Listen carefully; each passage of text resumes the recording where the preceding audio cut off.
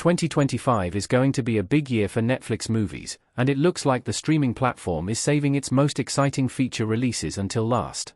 At the back end of the year, right around the holiday season, which typically sees small-screen viewing figures hit their annual peak, Netflix is going to drop two of its biggest ever film premieres. It's no coincidence that both of these movies belong to the same genre. Their top billing on the world's biggest streamer is part of a wider trend that's revived the murder mystery genre by taking it in brilliant new directions. Wake Up Dead Man, the third installment of Rian Johnson's Knives Out series, and The Thursday Murder Club, the first screen adaptation of Richard Osman's best-selling novel series, are just the latest murder mystery big hitters to receive star treatment from Hollywood. The trend they're following began back in 2017, and was picked up by major streaming platforms at the start of this decade. Now, everyone from James Bond star Daniel Craig to comedy legend Steve Martin and teen pop sensation Selena Gomez is in on the act, and by 2023 even Hollywood director Steven Spielberg had joined the Thursday Murder Club. Knives Out 3 and the Thursday Murder Club are the latest revivals of the murder mystery genre. But they're the biggest releases yet in this broader genre trend. The return of Craig's Benoit Blanc in Wake Up Dead Man follows Netflix's phenomenal success with the first Knives Out sequel, Glass Onion, released on the platform around Christmas of 2022. Meanwhile, Knives Out itself was released in cinemas back in 2019 to massive audiences and rave reviews, which confirmed to studio executives that they were onto a winner with projects aiming to revive the murder mystery genre. Johnson's movie series consciously pays homage to classic works of the genre and its most recognizable tropes.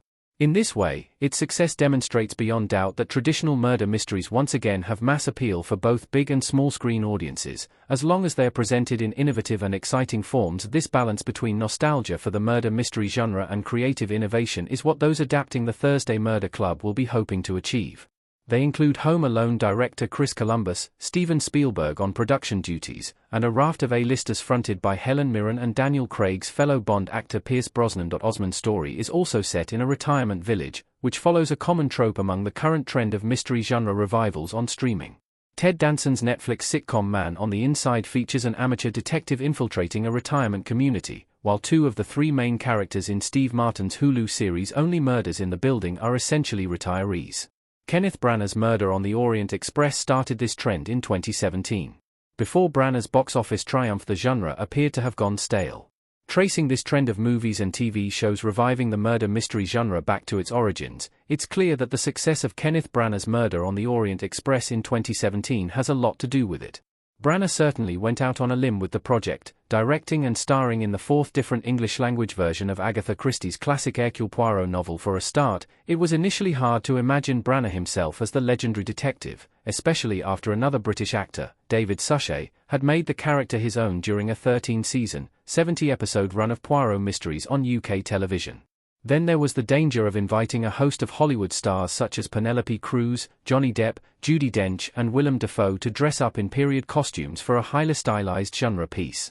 There was every chance that Branagh's movie was going to be a spectacular, expensive failure, putting the final nail in the coffin of a genre which appeared to have gone stale in cinematic terms. On the contrary, though, Murder on the Orient Express was a triumph, making its money back 7 times over. The movie received mixed reviews, due to its self-conscious extravagance and Branagh's deliberately over-the-top portrayal of Poirot, intended to celebrate the eccentricity of Christie's genre storytelling.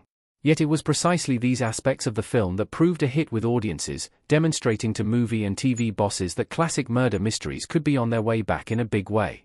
Steve Martin's Only Murders in the Building put murder mysteries on the streaming map.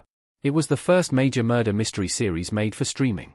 3 years on from Branagh's first Christie adaptation, and a year after Knives Out became a box office smash, comedian Steve Martin finally got the chance to make a murder mystery series he'd been sitting on for almost a decade.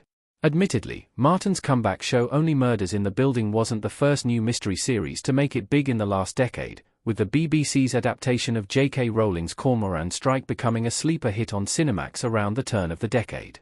But Only Murder in the Building was the first big murder mystery show made for streaming, and its unprecedented success proved to major platforms that this genre revival wasn't just the preserve of the big screen. Incidentally, CB Strike has begun to pick up a head of steam on Max, HBO's streaming platform, only this year, off the back of Only Murders in the Building and other similar shows. What's more, Cormoran Strike is more of a hard-boiled detective than a classic murder mystery protagonist. Like Branagh's Poirot movies and Johnson's Knives Out, on the other hand, Only Murders in the Building indulges in the fun and fanciful elements of traditional murder mysteries, whilst updating the genre for the true crime podcast generation. This trend is a callback to classic TV murder mysteries like Poirot and Murder, she wrote. Those reviving the murder mystery genre are aware of its traditions.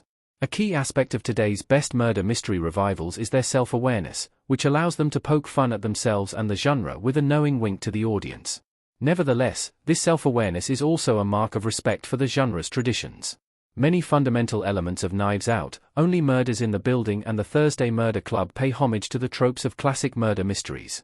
It's not just the literary great Agatha Christie they're referencing, either, but seminal TV murder mysteries like Angela Lansbury's Murder. She wrote that it's partly the affection that these new movies and TV shows demonstrate for the genre itself that wins the hearts of so many millions of viewers around the world.